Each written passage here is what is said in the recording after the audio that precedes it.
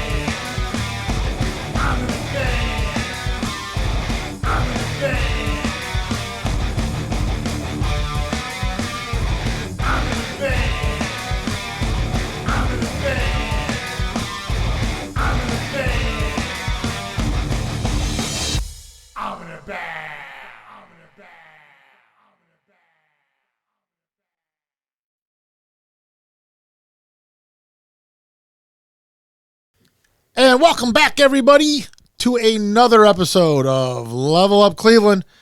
And today we have kind of a special episode coming at you, as we got the guys here from Rochambeau. We have two of the three guys here from Rochambeau, at least. We also have another guy here we'll get to in a second, but let me just go down the road here of everybody who's here with us, and then we'll explain kind of what's going on here today. First, I have Ken Easterly Jr., anybody that saw the Angered episode on season 1, Kenny wasn't here for that. The other guys were here, but he was the drummer of that episode. Then we move over to Tom, who's the guitar player of Rochambeau, also plays guitar for Bittersweet Revenge. That was one of our biggest episodes, actually. Two-parter was the Bittersweet episode. Hell yeah. And then when we move over to Mando, Mando actually is the bass player for RPR, also in Monque. But he wasn't here for the RPR episode when we had that one. So we got Mando in here now. And the reason Mando's here is because Mando kind of like handles all these guys, also their business stuff. Like when I want to get in touch with these guys, I talk to Mando. He's been dealing with all that. Actually, what's your title, Mando? You guys? I mean, I'm stand-in manager, I guess, kind of. I don't know. Is it like do you feel it's temporary? Are they Well, gonna, for you feel Rochambeau, like you know. as soon as somebody better comes around, you think they're just gonna? Well, if that's the case, if it we're gonna improves give him the the band, boot. you know, just kick Fuck my this ass guy. up. Oh, we're taking off. Get out of here. I'll take it. I mean, whatever. So yeah, so in some ways this is an episode of all the guys that weren't here for the past episodes, right? One of the things, but we're also here because Rochambeau, the third member, was Marc Ryan, or Marc Kourcklas was his name, and we did a whole entire long episode about Mark and the whole idea with the Bittersweet Revenge thing. But what we wanted to touch on and it was literally, a lot of this came to my attention after that episode. I think it was Mando actually came to me and was like, hey man, check this out. This date, Mark also was a part of this. And Ken Easterly was involved, and Tom was, the other, and I'm like, wow, really? Gave me the CD. I went home and listened to the CD and was kind of blown away by the whole thing. I was like, wow, how is this the secret? To be honest with you, was kind of my take on it, So then when you guys said you wanted to come on the show, I was like, absolutely. I'd love to talk about how this all kind of played out, and talk about Mark a little more, because I think that some people don't realize how big that guy was, especially down here and to the group that knew him and stuff, like he was a legend. You'll hear that a lot from that people that knew him, Mark was a legend. But anyways, the Rochambeau project, let's talk about that. How did that start out? That came before the Bittersweet or after Bittersweet? After. It was after, yeah. So how does that start? Who comes to who? How does that begin? Well, really how it started was me and Mark were going to write a couple songs and just, nothing official, not like a band or anything like that. So we came over to my apartment, started writing some songs, and we were actually going to have Jake, who's the other guitarist in Bittersweet Revenge. Chuckle. Yeah, Chuckle. he's like royalty on our Yeah. show. Yeah, we know. And so we started writing some songs, and Mark dragged Kenny along, and so me and Mark started writing songs, some riffs and stuff like that, and Kenny's just standing in the doorway, and he would always kind of be sitting back, like I'm thinking, man, does he hate this? Does he dig what we're doing? And that's just Kenny's way of internalizing the riffs and coming up with drum parts and stuff like that. So he ends up saying, well, what if you guys do this? What if you guys do that? So we end up writing I think it was 2 or 3 songs within that first session. Mm-hmm. And we came back to the studio that same day, and he hopped on the drums. That was it. He was the guy. He was the guy. When I hear this music, when I heard this stuff right here, I could tell that there was, it wasn't Bittersweet. It had Mark's voice, so it kind of gives you that vibe, that feel, the Mark feel. Familiar. Right. But you could tell this wasn't that. It was different. It was definitely. We mixed a lot of sort of classic rock elements, I would say, into it. A lot of Jimi Hendrix, a lot of Zeppelin, stuff like that. A little more. Is that more along the lines of your influence? Is that why you thought that's where it came from? Were you in other bands also at that point? I was in other projects and stuff like that, but I was almost to the point where I was like, I'm going to maybe hang it up. Totally with everything? Yeah, still play and still jam, but in terms of actually pursuing a serious band, I pretty much was out of the game. So this was him sort of bringing me back into it. So why are you thinking that way? Life, is it just life? It's just yeah, it was just kind of life. It was kind of like I was working on different projects, and it really wasn't fulfilling at that point. So I have to give him all the credit for bringing me back in. Definitely, Mark was good on that, for sure. Yeah, he could get you pumped up, too. right? Yeah. He could explain it to you in a way where you'd be like, oh, yeah, we're going to make it. You know what I mean? Yeah. At the end of that conversation. He definitely orchestrated with you guys, though. I don't think it was, Kenny was there, but he was like, let me just get one of the best drummers and get my best friend to keep playing guitar. So he just kept it going. So now, Mark wrote a lot of the stuff that came out of the Bittersweet stuff. And that was a lot of Mark's ideas and stuff like that. But was that necessarily how this one worked out, or were you guys all pretty much just the three of you guys? This was almost in thirds. Really? Yeah, Exactly we almost thirds. always wrote together. Everything was always In a written room together. It wasn't. Yeah, I would come up with the riff, or Mark would come up with a bass line, and then we would build it from there, and then we would be stuck. Whether it's the verse, we'd have a good verse, but we can't come up with the hook or a bridge, what have you. And then Kenny would either pick up the guitar or the bass and write the missing piece of the puzzle. No kidding. Mm-hmm. So Kenny wrote a lot of the bass and guitar parts for those puzzle pieces, those bridges going into the, from the verse to the chorus. So how many instruments do you play? I tried to pick up the guitar when I was 10, but never really pursued it more than, just simple chords, and I never took it any further than that. But when I was 14, I was listening to Primus. That was Les Claypool was one of my favorite bass players, and that inspired me to pick up the bass. So when you get an itch, you get a little itch, you just got to scratch it. Is that basically how it is with you? It's I got a bass, and then you're like, fuck it, I'm gonna go buy a Should have bass. seen him last night. He was going nuts on that thing. He was playing Tommy the Cat.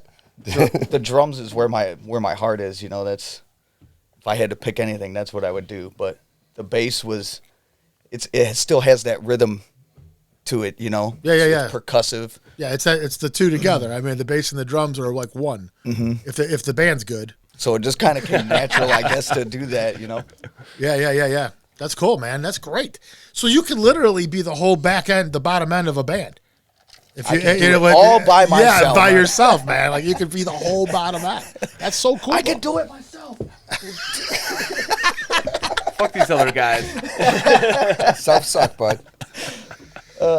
So you guys start the Rochambeau thing. You guys record the CD. You guys recorded it over there in the room. Is that where this was recorded? Freaking Mark. Mark recorded On the everything, right? tape machine. Yeah, He he pulls used a out. reel-to-reel. He pulls out a Really? This a was done on reel to Fostex- reel? All analog. Analog, baby. Oh, yeah. He Oh, pulls out shit. this Fostex 16-track tape machine, and it was like genius. That's what we're using right there. Yeah. I remember when that happened. Now that do you remember this, Pat? Yeah. We remember when he'd be talking about it. Is there a computer in that machine? I'm pretty sure that shit's running Mac OS X. What you think, dog?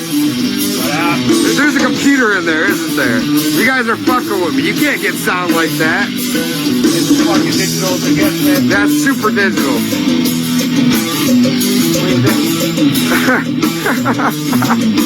I'm not sure what you're doing. Are you cooking or are you banging on drums?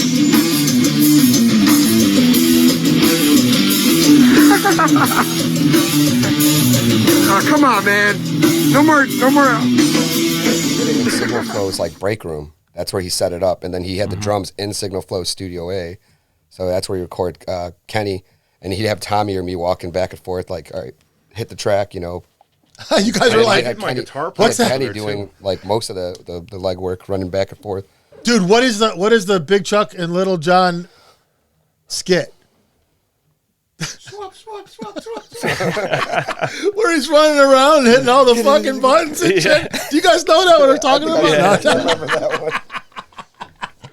Anyway, that's what I'm picturing. Refuse me, I will be blue and waiting all alone. But if when you hear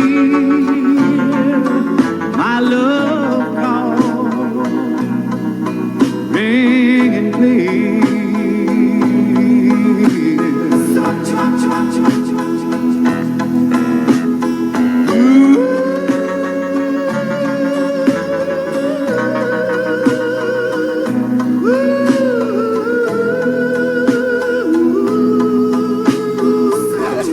Yeah, like that. the audio engineer, was that what it was called? Anyways, my bad. I had to. So, Mark, let's just talk about Mark for a second, because the bottom line is like anyone that's watched the show should have an idea about Mark at least by now. Unless if you don't, go back and watch the first Bittersweet Revenge episode where we go into depths about as much as we can about Mark's life as a actor. You know, I mean, that's Okay. forever like one of the craziest things I learned about him after he passed. Yeah, he hid that really well. He Yeah, barely told any of us. No idea. Holy shit! How about you? Because you were pretty close to him. Yeah. I was wondering, did you know about that? I knew about that. He lived in Parma at the time, and he had a house over there, and it was a party house. He had a studio in the basement down there, and he was kind of running back and forth to something, and it was like, oh, I'm doing like a movie audition, and we were kind of like, what are you talking about? Like, this is so I So no one really took it seriously because it just Yeah, seemed never- so out there, like right? exactly. So I never actually saw it until after he passed, and it kind of resurfaced. No shit. He kept it that hidden. Yeah, he did not. I don't know how he felt about it, but it felt like he. Well, obviously he wasn't like. I thought it was great. To be honest with you, I thought it was awesome too. Yeah, I mean, it's corny or like anything would be Right, at that. right. But so what? I mean, he didn't write the script too, so it was just kind of like he was like placed in that. Yeah, it's a craziest thing to watch. Looking like a 16-year-old Slash or something. Yeah, dude. Right. I think they hair, definitely borrowed yeah, the the hat hat. from the Slash thing, right? Exactly. So wild to watch, man. Now That's funny. And then he was into music at that point. Oh yeah, So- heavy into it. I mean, we got into it when we were like 16. we played in a band called Fallen Martyrs with Dreadlock Jimmy DeLacus downstairs from Rubik's Groove, and me and Jimmy were the guitarists, and Mark was a phenomenal drummer. So we played, and the other two members were his brothers. Chris was the bassist, and his brother Corey was a singer. It was like Iron Maiden style, like a lot of harmonies and stuff like that. So we were really deep into it when we were like 16, 17. Wow. And these are Mark's brothers you're talking about? Yeah. Not the Marx brothers, but you know what I mean. These were, so his whole family was all in. Very doing musical. this. His dad was a singer. I can't remember the name of the band. I think it was like Driving Force or something like that, but he was a really good singer too. Oh. Yeah. So that movie wasn't that far from like the whole thing. The dad was famous type thing in the movie. Right. And then he was living up to dad. Exactly. Wow, that's crazy. Mm-hmm. How did you come up with the name Rochambeau? Rochambeau was He played a show right after that too. a French general that fought in the American Revolutionary War on American soil. Oh. And basically, they would go over the hill. They would charge, and what they would say is Rochambeau, which meant like go, go, go. You know, it meant like charge, Right, basically. right. So Mark came up with that. No kidding. So he read that and was like, I'm keeping that one. Yeah, I'm taking that exactly. as a name. It's not the kick you in the nuts and whoever falls over Rock, paper, first scissors. loses. Well, that's kind of funny too, though. We did put the rock paper scissors on the album, so Yeah. it's like Yeah, I got the album right here, actually. Yep. The inside, if you see the rock paper scissors, it's supposed to be an outline of Kenny, Tommy's, and Mark's hand with their signatures on it. Oh, yeah. Is that actually the outline of the thing? I'll put a picture up there on the screen. Is this the actual outline of your hands? Yeah. Really? Who traced it? We took a picture. Oh, then We used a photo of our hands of us doing that, and then just what We had Gavin, which is our video guy. Gavin Thomas. Yeah. Yeah, Gavin was a really good help on that. He helped us do all that. He also helped us do the live video editing. And he came along when the Rochambeau album was being worked on at the end. There's a guy named Ben Movens who did the actual album art. Yeah. And it's basically, I don't know if you could do a close-up of that or anything like that, but basically it's Kenny Bird, Marky Hart, and Tommy Voltage. So it's the Bird has the heart in the middle, and then you have the lightning and stuff like that. So it was a pretty cool. I think that was a Marky idea too. Oh, yeah. Mostly. the lightning, it's holding the lightning, actually.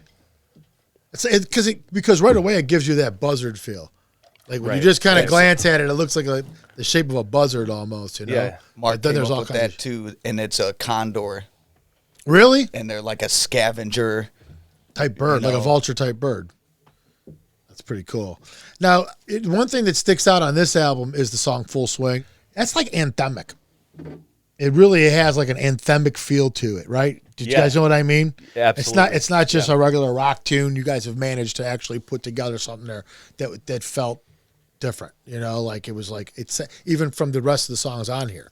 You know, it's got this anthemic feel to it, and it's got like a cool theme that you guys kind of like were able to.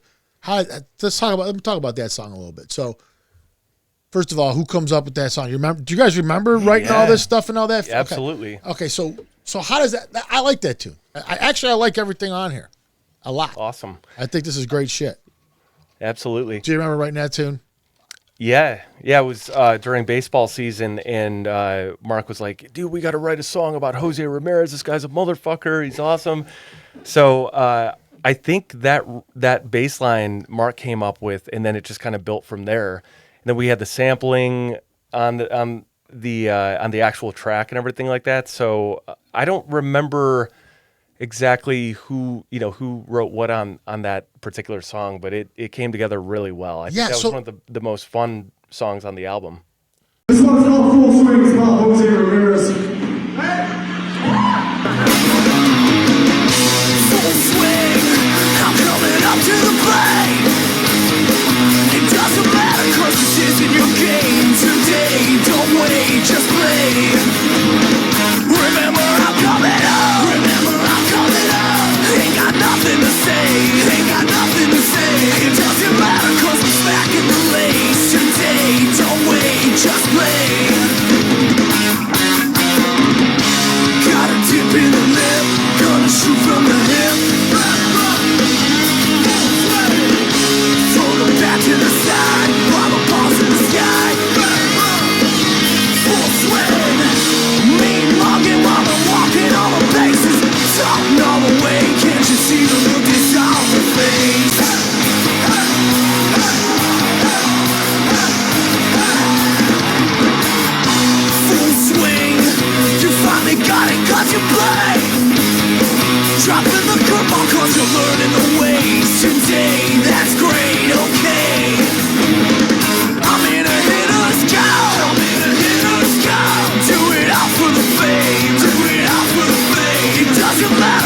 smacking the bass today. Just wait, so pray.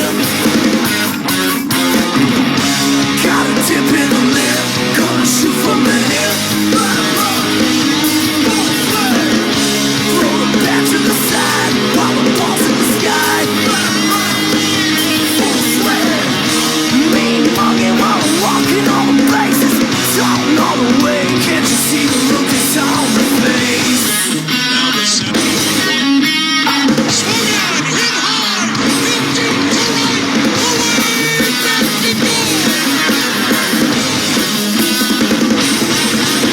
One hand play, We're here to play, no other way. there's no other way. One hand play, We're here to play, what you say. like I gotta say.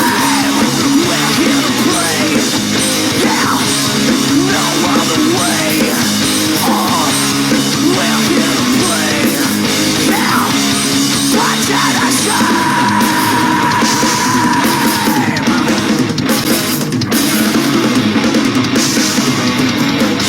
Got a dip in the lip, gonna shoot from the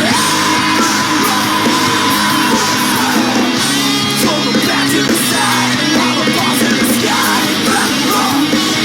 Full sweat, mean mugging while I'm walking all the places. Look into the pulpit, you can see disgust is on his face.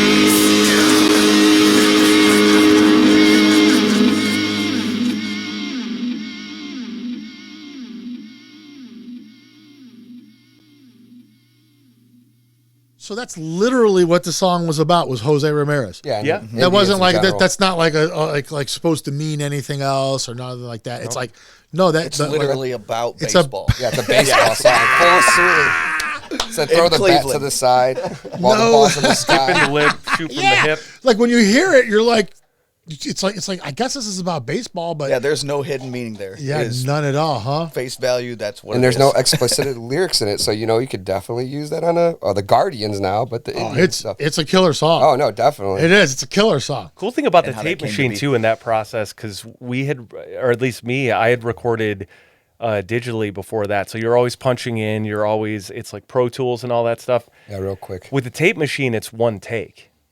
Oh yeah, you right. So basically this was just- all analog. That's right. So you guys did, record the whole song in one take, and you have those nuances. And we didn't go to a click track because this motherfucker is the best drummer in Cleveland, maybe even Ohio. And he does not require a click track. Second And it that. also, you get those swing beats, and you get those like you get that human element Right, when you're right. recording analog, reel to reel. So that was a really, really awesome experience.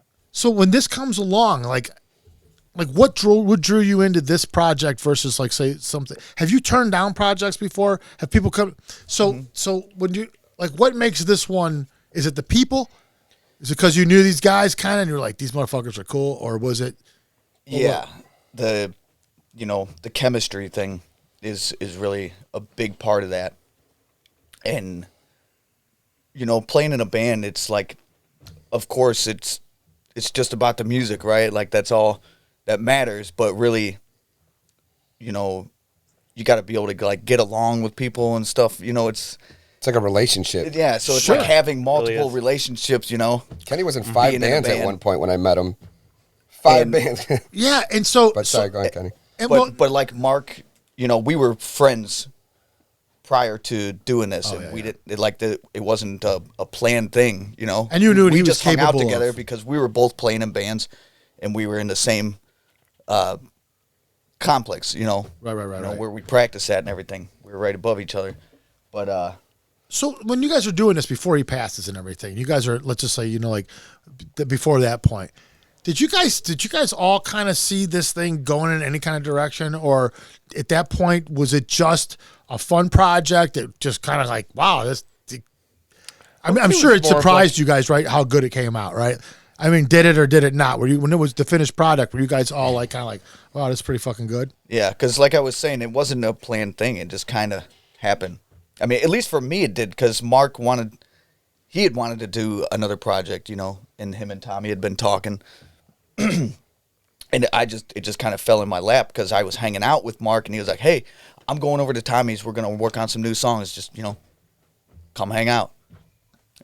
And it just happened. And that's when you were standing there like this, watching them. Yeah. I was like, do we But those- suck? judgmental You know, stares. The wheels he either were just loves it or turning. hates it.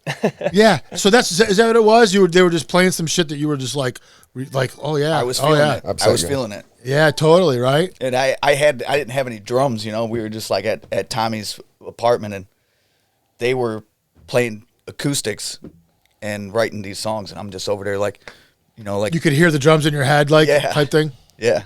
It was so just natural. fun. We would get together, we'd go out, ride motorcycles together, and then fucking play music, and it was So that's just what fun. it was. So it was more of something fun. It was like poker night versus everything else that was going on in your lives.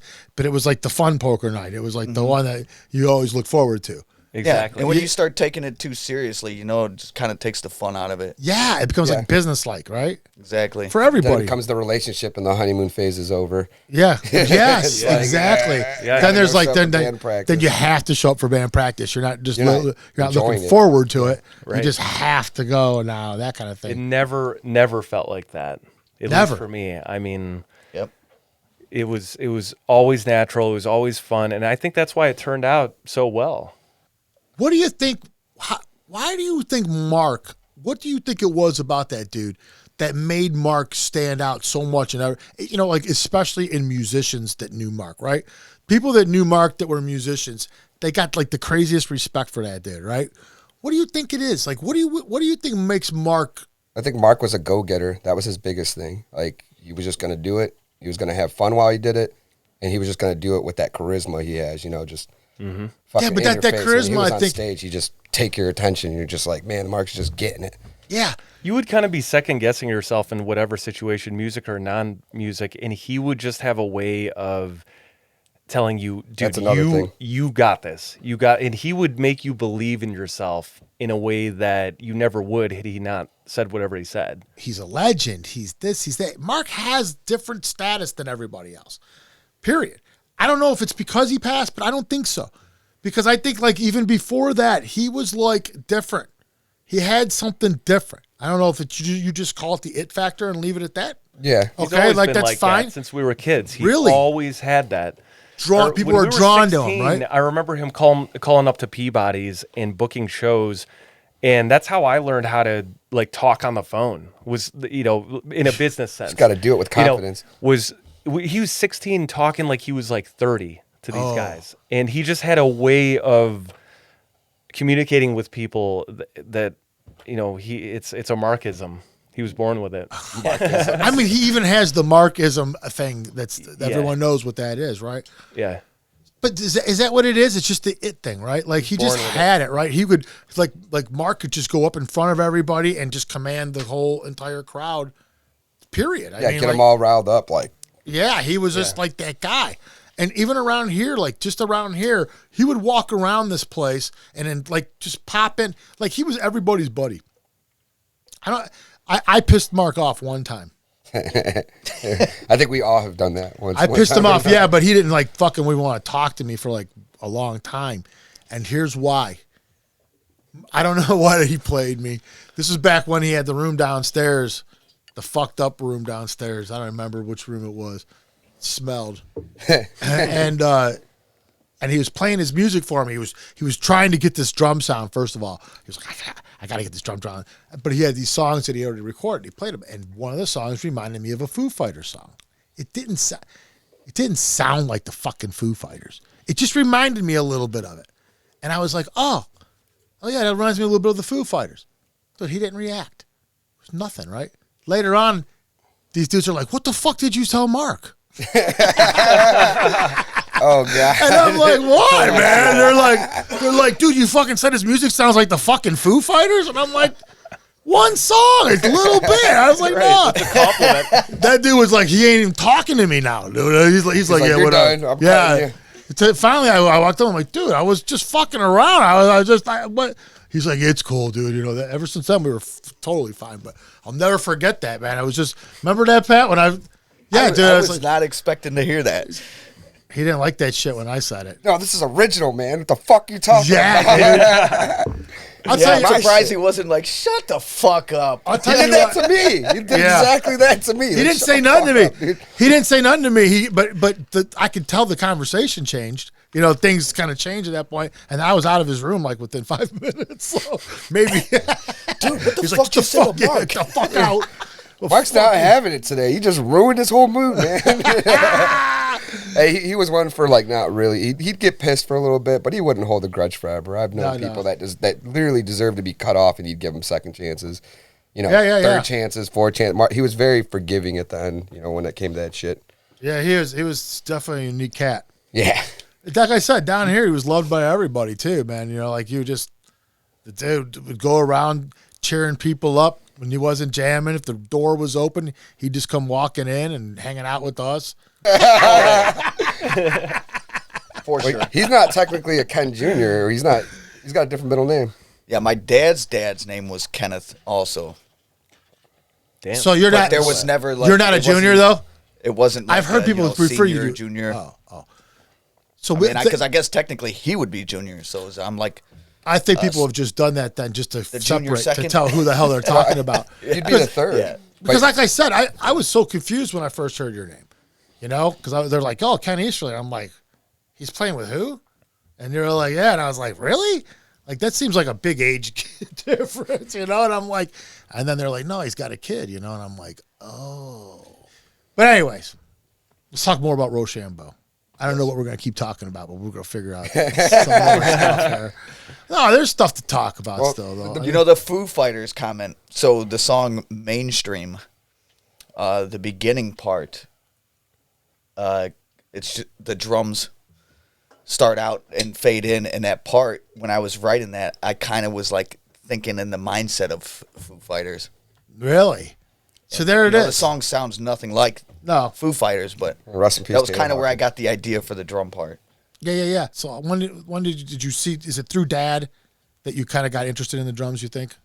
Yeah, absolutely. Yeah. There was I remember watching a VHS tape. I was like 2 years old, and he got me like a Black Magic fucking tin can drum set. You know, one of those cheapies, and he like sits down behind the kit and does a little ditty, and then hands me the sticks, and I'd get on there and try to imitate what he was doing. So, and I just stuck with it. How'd you do, though? You could not get me away from the drums after that. That was it, huh? Did you nail it, Kenny? Were you natural? Did you just go and go? Nailed it. Yeah. Son of a bitch. and then from there it was like shit. I think I was in like first grade or something, and it was Vulgar Display of Power. And You were in first grade when that came out? yep. God, I feel old as hell. Wow. And that you know, I'd be in school banging pencils on my desk, playing fucking Hostile or something, you know? Yeah. The teacher's like, Easterly, what are you doing? I was like, oh, just playing my drums. It's like, teach. My dad's Ken Easterly. So how about you, Tom? How'd you start off with the guitar? Yeah, what was your like? I How'd you think start? And what's your influences like? My mom's a classically trained pianist, so she tried to get me on the piano and stuff when I was a kid. And of course, when you're a kid, you're like, "Fuck that! I don't want to play piano." So I think I played like one recital, and I played like "Mary Had a Little Lamb" or whatever the fuck. And so I kind of stopped playing music for a little bit, and then I think I was in middle school, and my buddy busted out a guitar and started playing like Blink-182 or something like that. And I thought, this is the coolest fucking thing I've ever seen. Like, you know how to play guitar. And at that age, I was like, okay, that's what I want to fucking do. Oh, yeah. So just bugging my parents, and they finally buy me a guitar, a little practice amp and stuff like that. And just got into mostly like AC/DC and Black Sabbath. I think Sabbath was the first thing I started playing. So just learning covers of that. And then the rest was kind of history. Yeah, Sabbath. How about you, Mando? Oh, yeah. Sitting over there like, how'd I'm you just start? being quiet over here. Yeah, trying to fade Oh, away. I got into You know, music because Blink-182. Exactly. Is that it? No, it's not. But kind of. I definitely loved me some Mark Hoppus on bass, even though his riffs were very simple. And then I met people that actually liked music that was, more intricate than pop punk. But yeah, that's kind of where I started. I think I started when I was 14. I got my first bass guitar. I wanted to get a guitar, But my buddy that I wanted to play in a band with, he decided to get the guitar. He was supposed to get drums or something. So I was like, what the hell? You want to just do 2 guitars? Like, we got to do something different. I can't play drums for shit. So I just grabbed a bass, and after that, it's just kind of all she wrote. I just kept playing over and over again. And tell me the story you were just telling me. Come on, Kenny. Oh, So you're in a bathroom. so we're at this bar. You're in a bathroom. we were playing at a bar, and Iggy's, right? somebody It's Lakewood? said that somebody came out from the girls' bathroom and said it, took a picture of it. It said "fuck Rochambeau" on the bathroom. We're pretty sure we know who it was. Who was it? But, that doesn't need to be Maybe discussed. or maybe Not- not. not gonna give him the notoriety. So Okay, good answer. so she went back in there with a marker and wrote, "It's a good time." It's a good Hey, they went in and they rocked that fucking show, too. So Is any of that show in the video? yeah, it is. One of the parts of that video that stand out in my mind, no offense to anybody, but it's when you're doing this fucking shit. When you stand up and you do this with the sticks, and then you jump right back down, and you're like literally jumping down like onto the whole entire thing. Like you don't sit down and then start playing. You go, right? Yep. Is that true? Yeah. I mean, just because he's a drummer doesn't mean he can't have showmanship. I That know, motherfucker dude, goes off, right? you get him. We I started think it was Mark. to gather up some about GoPros, it. and we just wanted to film everything that we were doing. You know, we're like, content, man. Some of the shit that we would do to make some great content, you know. And so we had like 3 of them, and then so we would have one out front, one in the back, and somebody walking around with one. You know, would you guys say that maybe you're like the late the 2020s? Because you guys were kind of like the late 2000 teens, right? 2018 Yeah. version of Cream, like right? I mean, Yeah, like you know what I'm yeah. saying? Like you guys are like the 3. There's 3 of yous, right? And you guys are like the best of all these little things coming in, and you guys just forming this band that's like a super band. You kind of like a super band, right? I mean, would you say that that's A super group. Would you agree to that because you're in it? Would you even say, you know what, fuck it, yeah, we were a fucking super group, or are you gonna be like the modest thing and go?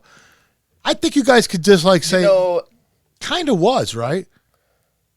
I guess I'm gonna go ahead and agree with that only because They usually are modest. Doing- Both of these guys I are gotta modest give you a as fuck. standing ovation. Because I gotta tell you, nobody else will do that. Everybody else wants to play, but fuck yeah, you know, you were. when we fuck were yeah, you doing were. that, when we were playing, man, I don't know how to explain it other than turning on the faucet. You know, the water just flows.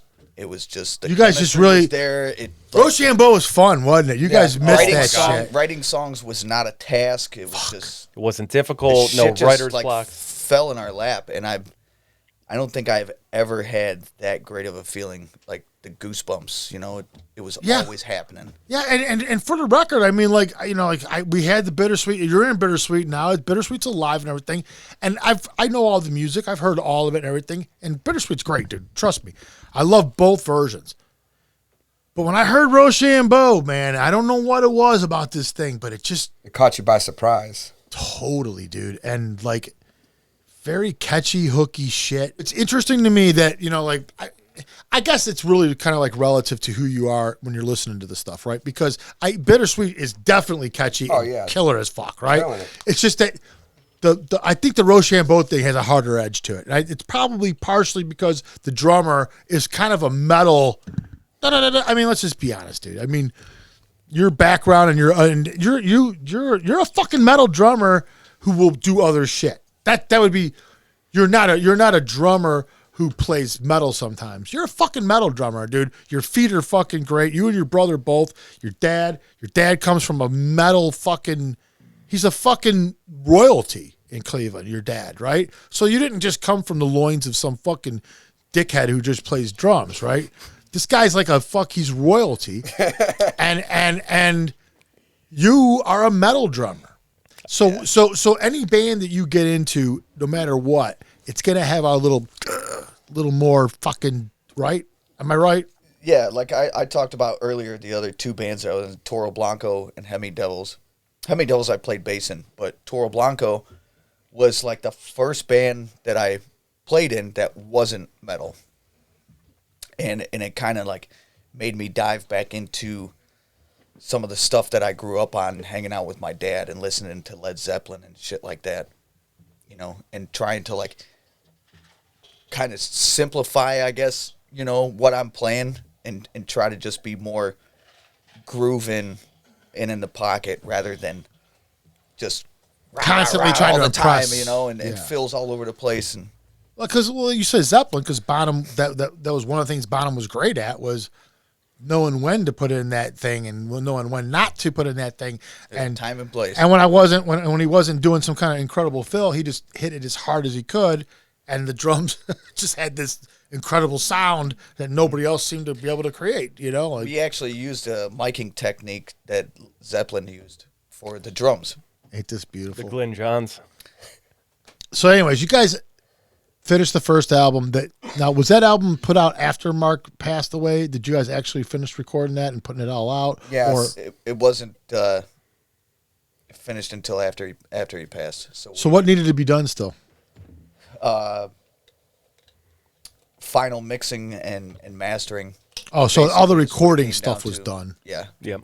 So it was just everything done in the studio that needed to still be done. Mark kind of ahead. Mark kind of like was working on it, you know, before, you know, unexpectedly passed, but he was kind of like working on it, and he kept just editing it and just going through. You know how it is, where you're just kind of perfecting something. Yeah. He was trying to do like a second round of vocals. I don't think he didn't feel satisfied with his first round. Yeah. He wanted to go back and redo the vocals on it. But he also had 3 different But we ended takes. up keeping the first. Yeah, they're great. Yeah, he had different takes of certain vocals too. So like it required us digging into Mark's computer and finding stuff, you know, because I have that IT knowledge. I was able to help the guys, and we started digging, and then we pulled Jake from Signal Flow. We pulled him in because I don't know the audio engineer aspect, and we were like, okay, what can we do with this? And there'd be like 5 different versions, like revisions of the saved copies of certain songs.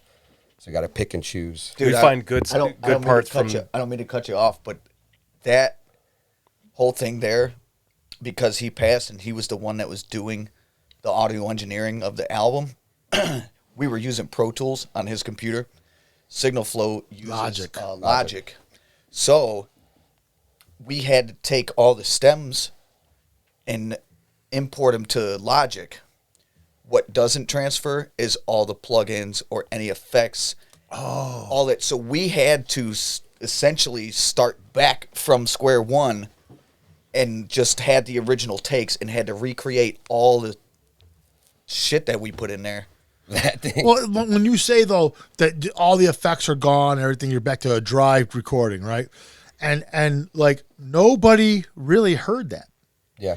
So like in some ways you could look at it like it never existed. Well- But except it did. In your ears and head, you heard it. You know what it sounded like the first time and like where it was able to go. And then whatever comes out, right? I mean, like at the end, when something like this happens, you just stuck with whatever it is. Mark had With unfinished that being business. said, I also want to give a shout out to Chris DeCola exactly- because he was the man that pulled through for us and made that happen. Shout out to that's Signal a badass. Flow in general. That's It a took- badass motherfucker. It though. took the team Man, of Signal Flow. motherfucker. He is, dude. And Kenny was sitting in with Chris, and him and Chris, like, back and forth, and Jake, you know, everybody just kind of putting their own ideas. It made the mixing process happen. You know, Yeah. basically had to sit there and put out Mark's unfinished business, and it was this album. So, anyways, if I remember right, you guys are also working on a second album I like the delivery. that you guys are also working on, and it's not, you know, like we spent a lot of time on the first album, but let's just be honest, it's done. You guys are starting a new album now, and you already got stuff recorded or written. Yeah, we have. Yeah, like, it's all- we got like it's a all lot written. of just like scratch The whole thing's recordings, but we actually had a whole album written with Mark. Are you serious? Yeah. So, are you guys looking to like finish this thing? So yeah, me and Tommy had thrown around some ideas of trying to rehash some of that stuff, and we're gonna eventually it's gonna happen. You know, Mark is a legend, and Mark was this, but in this band, I think that he was a third. You know, like this was one of those situations where, I mean, even in Bittersweet, I mean, he was a part of that band. You know, that was he was great. He had a lot to do with what came out of it, but it took everybody. It's just like this band, you know, like if you don't have everybody, it's not the same band any longer, right? I mean, like, it's just not the same. It's just, it should teach people, though, that how much all this little shit matters. You know, like, when you're listening to your favorite bands and you're listening to the people that you really think are great and everything, and how often does it happen where the fucking egos split the bands apart and they think they can go their separate ways and they both suck, right? Like, it happens all the time. I mean, literally, through the decades of music that has happened, it's happened constantly over and over. The same thing. You need everybody to make it what it is, or else it's not the same any longer. And one thing about Rochambeau is that I think it's a special sauce recipe. One thing I think is interesting, the differentiation between Rochambeau and Bittersweet, is Rochambeau is very spontaneous in terms of the writing. Like, a lot of times we would just jam stuff out, as opposed to, like, my particular guitar parts in Rochambeau were written just jamming with Kenny, very spontaneous, whereas they're a lot more premeditated with BSR. So you get the best of both worlds. And I'm not saying one is better than the other. It's just, it scratches both itches. Yeah. That makes makes sense. Like having your cake and eating too. I think that's what Mark was doing. Yeah. Excellent. All right, guys. I think we're done. I think we're out of time. It's been awesome. Yeah. Thanks for having us, man. Yeah, man. I'm glad finally have you guys on. We have your past bands on type thing. This is like we kind of call it something, like, come with a name for it, like the past episodes with the guys that didn't show something. You know what I mean? I don't know how to fucking put it, but the legacy sessions. The legacy sections. Yeah. Well, we released that Rochambeau album on Mark's birthday last year. The Missing Pieces. We released that Naked album as a Bittersweet Revenge one, which we forgot to touch on. So Naked, real quick, before we head out of here. So Naked, you guys found some tracks that Mark did that were acoustic tracks, right? Yeah, digging through Mark's computer like we did for Rochambeau to make that happen. Right. I call those the Marchives, by the way. But it's just a play on words of Mark. But digging up in all the stuff, we found those tracks, and I found it. I gave it to Jake and Chris DeCola, again, just like we did with Rochambeau, and they made it happen within a week, and we put it on fucking DistroKid. It's on DistroKid. It's out. It's out on Spotify, YouTube, everything. So you got it on all wherever you want to pull it up. Yeah, yeah. What do they look up? What do you look up for that? Here's the Naked thing. Wait, Mark. hold up. If you look up Naked Bittersweet Revenge on Google, you're gonna find a lot of videos of other things. So no. How do I find that Naked? Well, you can look it up on Google. If it gets enough plays, it'll be the number 1 pick. But I'll tell you right now. So Naked what though? It's Naked, but it's under Bittersweet Revenge's name. Okay. So like Bittersweet Revenge released it as like between the EPs. They are still about to release their second EP on top of that shit. So keep an eye out for that. I know, yeah, Bittersweet. When that comes out, we'll get back to everything else. But shout out to everybody, Signal Flow. Shout out to the rest of the guys. Gavin also for helping us make this album. And I'm done. We're out. All right. We're here with the guys from Rochambeau, but we are out. We'll see you everybody later. Peace. Bye. That'll be fine.